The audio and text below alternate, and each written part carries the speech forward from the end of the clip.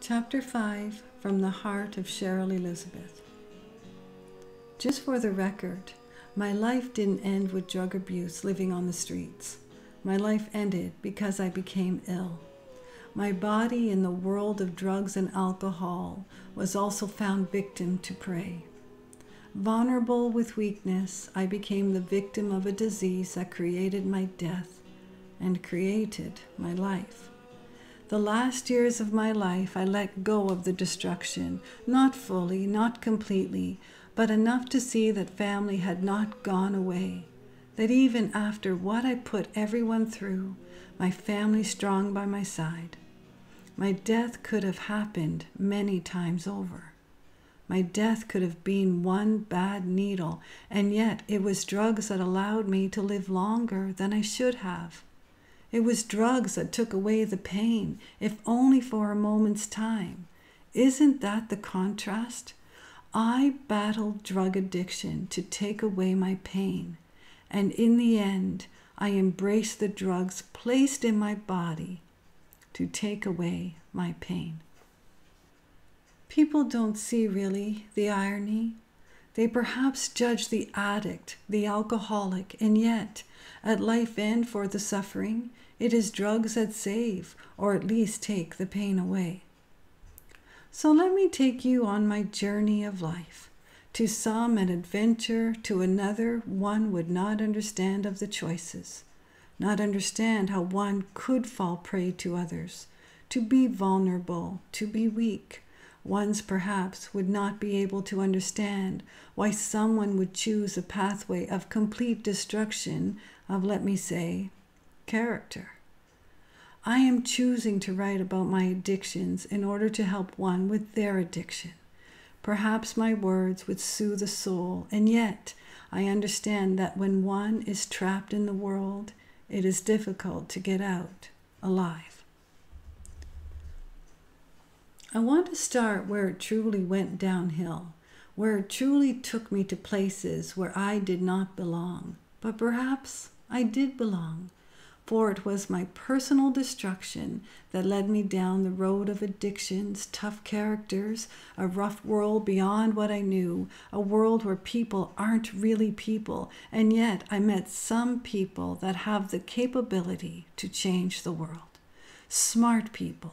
People not so clever. People, just people of all kinds. I ended up living on the streets even after living with a loving family.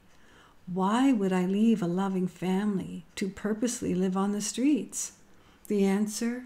Drugs, booze. The answer was because I was angry at my life with my creation. Perhaps I just needed something less than so I could feel more than. Contrast is a beautiful thing, for when you are top dog, the world revolves around you. And when you are the top dog in your circle of friends, and yet the one in the family that was an embarrassment to the family, you like to keep being the top dog, the smart one in the tribe, in the pack. Was I smart? Hell yes. Was I foolish? Hell yes. Why would I choose to write a book that perhaps to some would feel the subject doesn't quite catch their attention? Have you ever walked upon a city street and felt the vibration of the suffering? Have you ever truly looked into the eyes of one living among the concrete, among the destruction and harshness? Have you ever truly placed yourself in the shoes of one living on the street? Most would agree, if they are high members of society, or just living a life not on the street, living in a house or an apartment, living with heat and running water, living where the toilet flushes and the cable television is turned on. Does one truly look at the homeless, at the helpless? I did. I was raised in the goodness of the country, green grass and clean air, loving parents and loving siblings. I lived in a house with my spouse and newborn baby, knowing the warmth of a loving family, and yet to look into the eyes of the drug addict on the street, to look into the eyes of the prostitute, to look into the eyes of the pimp, truly takes deep courage. I found my way to see the world through the streets. I left my life of goodness. I left my family. I left all things that I loved deeply and dearly, for I knew that I was top dog in the wrecking lot, and for some reason, I felt among the ones I loved, I was the wrecking lot. Getting into drugs is truly like selling your soul. Getting into the dark corners of the streets is really selling your soul and your body. Getting into drugs and the dark corners and the violence of mankind on the streets is selling your soul, your body, and your mind. It truly is selling your life for a life not worth living, selling who you are as each moment becomes life-threatening. And one will ask, why choose that if you had it all? And I would answer, why not choose something that is right before one's eyes?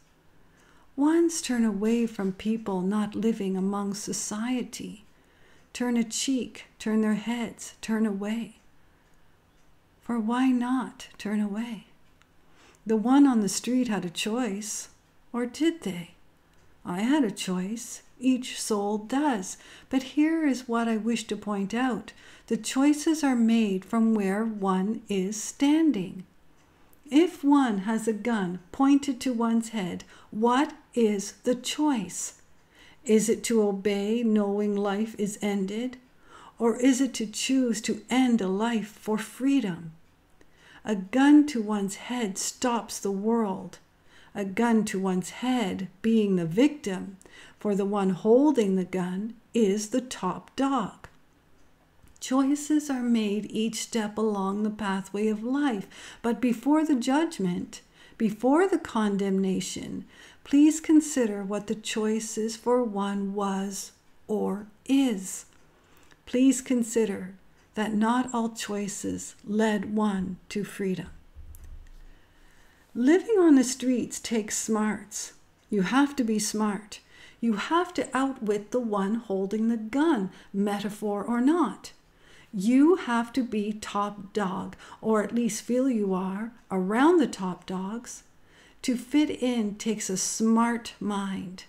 Now, I know, ones will challenge and say, there isn't anything smart about drug abuse and street living. And I would challenge that and answer, try it for one night, for one day. Try it for a week, a month. Try it for a year, a decade, and see how much you need your intellectual mind in order to survive. Not everyone can be the top dog. Not everyone has it in them to hold a gun to another's head. But let me tell you, when your back is against the wall in survival, you use your smarts, your logic, your power, because if you don't, the trigger is pulled. Why do people go to the streets? Why? Have you thought about it for any length of time? It isn't just about being poor or broke or broken. It is not just because there was nowhere else to go. For I had a family that would help me. I had family that truly loved me, and they could never understand why I chose the path I did for a time in my life. When people find themselves among the streets to live, there is a knowing of family unlike any other family. There is a coming together of people, of suffering, people needing people, and not people needing people in happiness, people needing people in the suffering.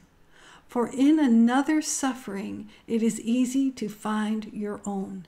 It is easy to know that no matter how hard it is, there is always someone else to remind you that you live whole and well compared to the depths of hell one can actually live. Poverty is only the outside, if you will. Look beyond the poverty. Look beyond people that have not bathed. Look beyond all that is tangible and free to judge so harshly. Look beyond the person on the street and ask yourself, how did they get here? Did you know there are wealthy people living on the street? Has that occurred to you? Wealthy people living in the depths of poverty. And why? For what? And the answer profound. For the wealthy like contrast as well. The wealthy come to the streets to pretend they are someone they are not. Why? And as I mentioned, it is a family like no other. One has to use one's intellect to survive. Now, the wealthy pretending they are poor can have the greatest addictions. For isn't it money that is needed to buy the drugs? Isn't it money that is needed to buy the booze? And isn't it something to see the world through the eyes of poverty when wealth is all they know? The next time you look at the homeless, at the helpless, I encourage you to feel. Not to feel in judgment, to feel with your heart. For when one can feel with their heart, one feels their own soul. Living on the streets is like that, feeling your soul in the depths of hell and wanting the heavens to pull you out, wanting to be pulled out, and yet wanting to remain just for the test. Now, as I write this, my little sister is concerned. She is concerned that people won't help ones on the street, thinking they may be rich. But you know, rich is not about money. People have yet to discover that. Not all people, but most, feel rich because of the money in the bank. I felt rich among the poor, among the poverty streets, because I was rich in being the top dog among my people. I was rich when someone gave me their last of anything they had. Don't get me wrong, I was top dog because I gave to the struggling all that I had. See, there is family that a regular family doesn't know about. Family comes in all sizes and in all colors. Family doesn't have to be blood. Family is knowing that one would give all they had to be there for the other. People needing people, the wealthy and the poor, the in-between and the ones that haven't had the chance to truly care about anything, spoiled in their own family, not understanding the truest meaning of family. It is rare there is one among the poverty that is wealthy in financial wealth, but it is there. It is there for the contrast. I always said the difference between one with money being a drug addict or alcoholic and the poverty-stricken being the drug addict and alcoholic is only judgment. The poor are bums on the street, and the rich, they are just living life to their fullest because they can. Both drug addicts, both alcoholics, and yet the separation in money is the judgment. The rich are praised and understood of their challenges. The poverty, the poor, are harshly judged for allowing space to be on the street. Isn't it fascinating? I thought so, and that is part of the reason I chose that pathway. Isn't it fascinating to live in such contrast, such awareness of the raw life people can live and the pampered life people can live? Who looks their nose down upon who? Is it the poverty cursing the wealthy, or is it the wealthy cursing the poverty?